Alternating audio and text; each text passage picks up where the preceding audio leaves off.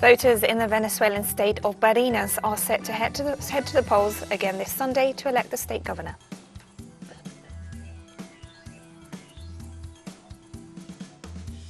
Cuba sent a donation of its domestically produced vaccines against COVID-19 to Syria this Friday.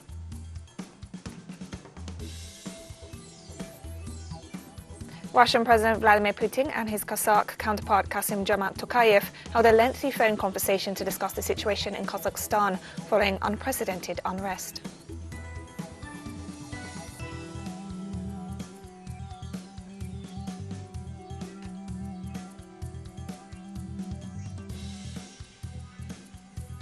From the headquarters of TeleSUR English in Havana, Cuba, this is From the South. I'm Katrina Goss.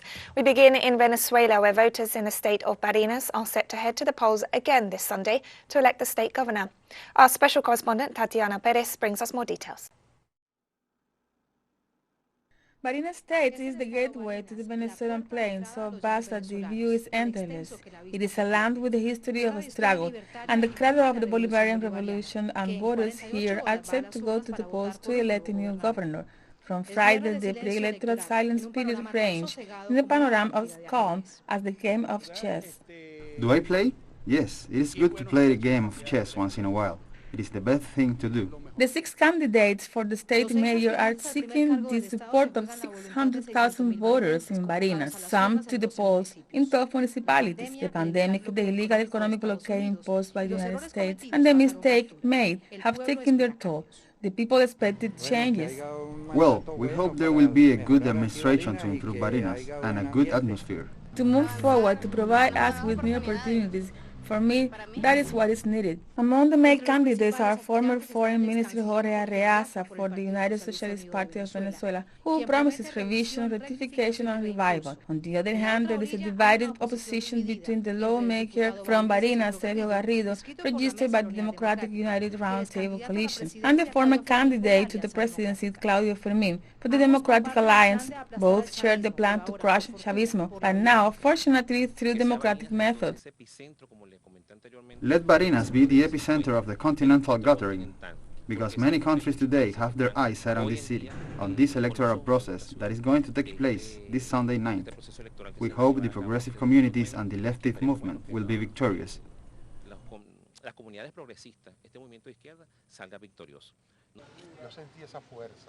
I feel that force, a very strong force, and we were just talking about it, weren't we? As if there was a reunion with Chavismo. Right now, there is no other topic of conversation than Sunday's elections, their meaning for Venezuela and for the Bolivarian Revolution before the war, making it clear that it is the land where Hugo Chavez was born. This election, beyond determining the governor as of next Monday, January 10th, means maintaining the continuity of patriotic symbolism, of a patriotic view, of a historical criteria, and above all, of that legacy that we have from our ancestors, through all the independence struggles that the people of Barinas joined and consolidated at the time. Las luchas independentistas que los barineses y las barinesas supieron en su momento sumarse y consolidarla. Meanwhile, local authorities report that everything is ready for Sunday's vote. Today, the 961 polling stations are 100% ready and installed, with all the operative personnel, with all the members of the polling stations, and with the witnesses of the different candidates of this electoral process.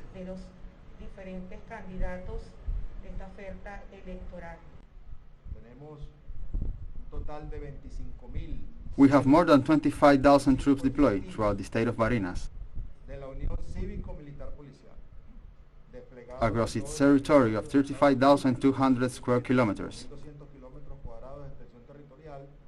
Both officials applaud the democratic behavior of the competing candidates and called on the people to go to the polls, taking into account the biosecurity measures. In October of this year, Brazil will hold general elections. During 2021, the country was marked by major street mobilizations and the political comeback of former President Luis Ignacio Lula da Silva. Our correspondents Andre Vieira and Sebastian Soto bring us a recap of the events. Brazil experienced a 2021 of major mobilizations. In a year in which 424,000 people died from COVID-19, the people took to the streets, stressing the president was more dangerous than the virus. They demanded vaccines in their arms and food on their plates. In a country with 20 million hungry people, as well as the resignation of the president, who has accumulated more than 140 impeachment requests. President Bolsonaro and his government are made up of cruel anti-science and anti-life creatures. So this is a policy of death. 2021 was also the year of resistance, with the occupations that fought against eviction in the midst of a pandemic, and with the Supreme Court decisions to suspend the removals. In parallel, anti-racist protests denounced the extermination of the black population by state security agents, and in Brasilia, different ethnic groups from all over the country carried out the largest indigenous mobilization since the 1988 Constitution in defense of their lands and against the Bolsonaro administration.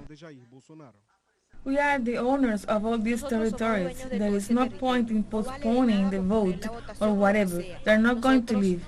And if we leave, they're going to return because we have resistance. We are indigenous peoples. We are strong and we are going to fight to the death. 2021 also saw political upheaval. The Supreme Court reinstated the political rights of former President Lula da Silva and considered Judge Sergio Moro's behavior to be impartial in the case.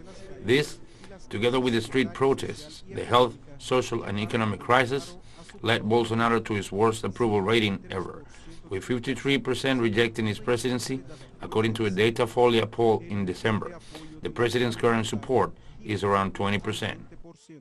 As for our president, I think he's doing many things that many did not do. That's all I have to say. The so-called third way has weakened and is represented by figures such as Sergio Moro, the former judge who convicted Lula and became Bolsonaro's minister, or Ciro Gomes, former minister under Lula. None of them reaches 10% support. Meanwhile, the former president of the Workers' Party leads all the polls.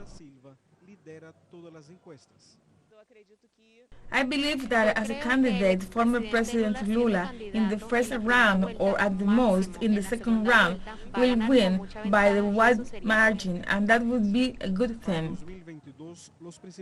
For 2022, the main fronts of the popular movement established 4 central guidelines: to resume major mobilizations in defense of rights and life, to undertake a massive campaign for the election of Lula da Silva, to continue with the battle of ideas using communications for the dialogue on the necessary changes, and to build an anti-capitalist project for the country. These movements highlight the progressive victories in Peru, Honduras and Chile, and aim for the integration of governments and people. Well, there are 2 elections that will be fundamental for the whole continent. The elections in Colombia in May, where Petro is ahead and I hope he wins. And then here in Brazil. In fact, if we manage to win in those 2 elections, it will change the correlation of political forces in the whole continent.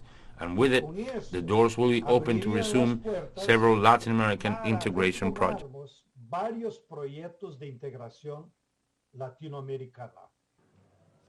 The general elections in the South American giant are less than 9 months away. André Vieira e Sebastião Soto, TeleSUR, Rio de Janeiro, Brasil. In the United States, 3 white men were sentenced to life in prison for killing a young African-American in the state of Georgia in 2020. The family of Ahmaud Arbery, whose killers chased him down in their pickup trucks while he was out jogging before shooting him point blank, thanked the outpouring of community support and commitment of civil rights advocates who've sought justice for his murder. More than 2 months passed before the racist killers were ever charged with a crime, and only after phone-recorded videos sparked international outrage and mass protests were held against racism and vigilantism, as it was stressed that the 3 white men had committed a modern-day lynching of a black man. Count 7, aggravated assault. Court sentences. Today, your son has made history because we have people who are being held accountable for lynching a black man in America. America. This is for you, Wanda Cooper. This is for you, Marcus Garvey. This is y'all day. Y'all day. My prayer was to get justice for Ahmaud. He fought for us in the courts. He gave us a fair judge. Judge Walmsley, he heard the testimonies from each witness. He gave us a very good verdict, and he gave us a very good sentence. Right. Ahmaud, rest in peace, because Mom and Daddy got glory for it. Amen. And we'll be right back after this very short break. Don't go away.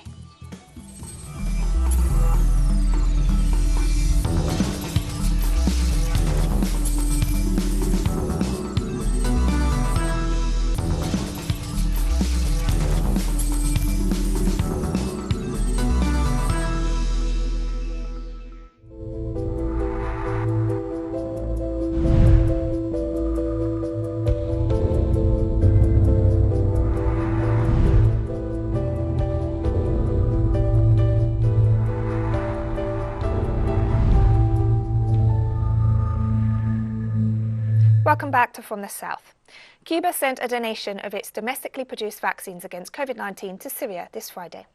Syrian ambassador to Cuba, Idris Maya, expressed the gratitude of his government and compatriots to the Cuban authorities and people for the shipment of 240,000 doses of the Abdala, Soberana 02 and Soberana Plus vaccines. He stressed that this contribution to the fight against COVID-19 comes despite the difficulties aggravated by the United States blockade. The diplomat also stated that the Caribbean nation is one of the richest countries in the world in terms of dignity and generosity, which it has always shown in difficult times to help other peoples. Meanwhile, Cuban Deputy Minister of Foreign Trade and Investment Ana González highlighted that this donation is an expression of the excellent relations between the two nations, noting that the pandemic has demonstrated the need to promote multilateralism, cooperation and international solidarity.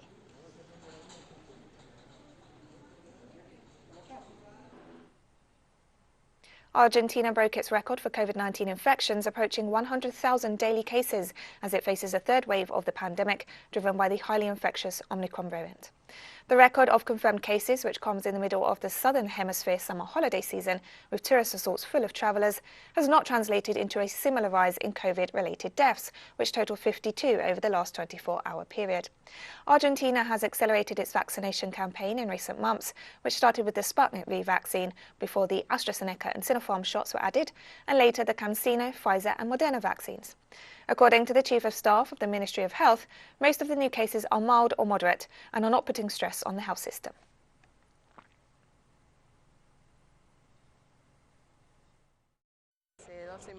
I had COVID 2 weeks ago and I came for a checkup because I have to travel to see if I did not get infected again. I am with my brother who is positive in my house and he's isolated in a room and I'm living with him. I bring him food, wash his clothes, etc. to avoid contagion because I have to go out to run errands. I have to swab myself. The Indian state of Delhi imposed a weekend curfew as authorities grapple with a fresh surge in coronavirus cases, partly fueled by the fast-spreading Omicron variant. All residents of the state, except essential workers, will now be asked to stay home from Friday night to Monday morning. India reported more than 100,000 new COVID-19 infections on Friday for the first time since June. It's hoped that the new measures will help stem the tide of the country's third wave and prevent a return to the scenes of last year, when hospitals and crematoriums were overwhelmed.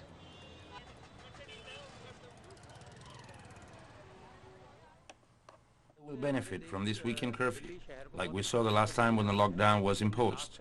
Corona numbers went down very quickly, and that's actually what I'm hoping for. The COVID-19 numbers will be stable after this weekend, and by next weekend the curve will start coming down sharply, which is good for our Delhi. The way corona cases are on the rise, this lockdown weekend curfew is a must. For my business, the past 2 years we faced losses, and we will face the same in the future. I will be happy when the amount of COVID-19 cases are lower and there is no lockdown. The third phase of the third case of the virus has started. Perhaps the weekend curfew is little bit delayed by at least maybe a week or maybe a couple of weeks. Maybe we could have done it a little bit earlier. We waited too long. The second phase was bad and we should not have waited too long.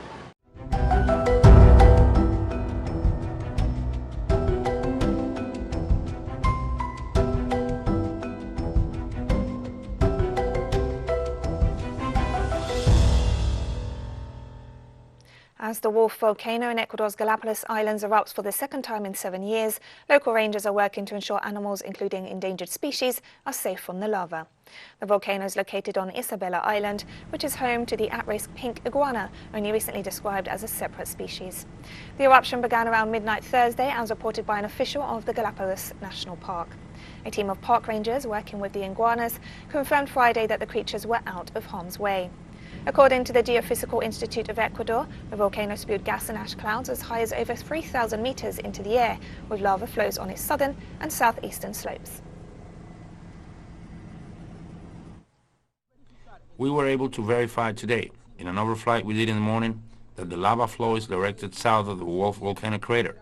This means that our population of emblematic species, such as turtles, land iguanas, and mainly the pink iguana, are out of the lava or lava flow that could affect in some way their populations.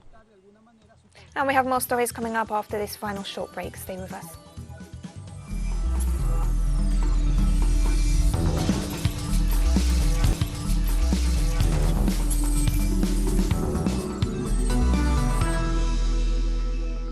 Welcome back to From the South.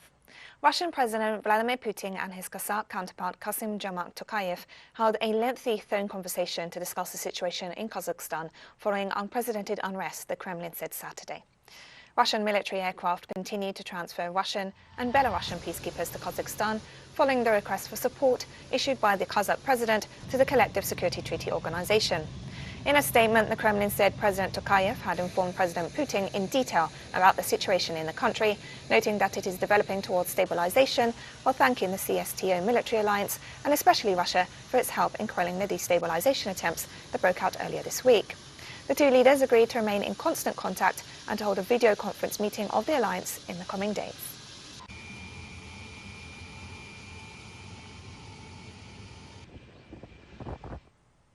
And Russia on Saturday slammed US Secretary of State Antony Blinken as boorish for claiming Kazakhstan would be saddled with a Russian presence after asking Moscow to send in peacekeeping troops.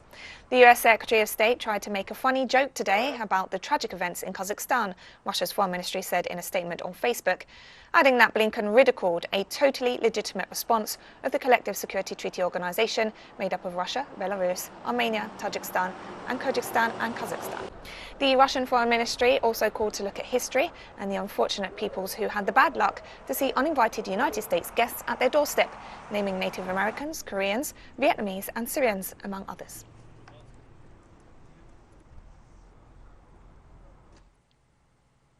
Kazakhstan's President Kassym-Jomart Tokayev thanked the leaders of Russia, China and Turkey for their support in the midst of destabilization attempts. Almaty alone was attacked by 20,000 bandits. Their actions show the presence of a clear plan of attack on military, administrative and social facilities in almost all areas, coordination of actions, high combat readiness and bestial cruelty. I would like to express special gratitude to President of Russia, Vladimir Putin. He responded to my appeal promptly and, more importantly, like a friend. And Chinese President Xi Jinping on Friday sent a message of support to Kazakh President Kassym-Jomart Tokayev over the recent large-scale riots in Kazakhstan. Noting that the riots have caused heavy casualties and property losses, President Xi expressed his sincere sympathies and noted that President Tokayev has taken decisive and effective actions at a critical moment, quickly calming the situation, which has shown his sense of responsibility as a statesman in protecting the country and the people. Xi also underlined that China firmly opposes any force undermining Kazakhstan's stability, threatening the country's security and sabotaging the peaceful life of the Kazakh people, and rejects any attempt by external forces to provoke unrest and instigate a color revolution in Kazakhstan. The United Nations continues to follow the events in Kazakhstan and has called for an end to violence. Violence. People demonstrating should do so peacefully. The killing of police officers and others is unacceptable. The killing of demonstrators is as well. There is a need in any situation for a clear need to respect human rights and international standards while reestablishing public order. I think the issue of the use of live ammunition and how public order is restored, I would also refer you to what the High Commissioner for Human Rights said yesterday on that. Leaders of the Palestinian resistance movement Fatah visited Syria to attend a ceremony marking the 57th anniversary of the movement's foundation. The ceremony was held at the Yarmouk camp for Palestinian refugees in Damascus. The Fatah movement, led by Palestinian President Mahmoud Abbas, was formally founded by the Nakba refugees led by iconic leader Yasser Arafat and others in 1959 to fight against the Israeli occupation of Palestine.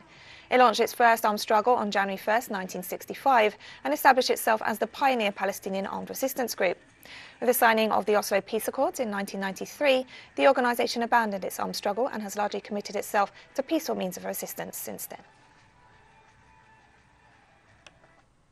Here to tell the Arabs to bring back the Palestinian case, to give it the attention it deserves.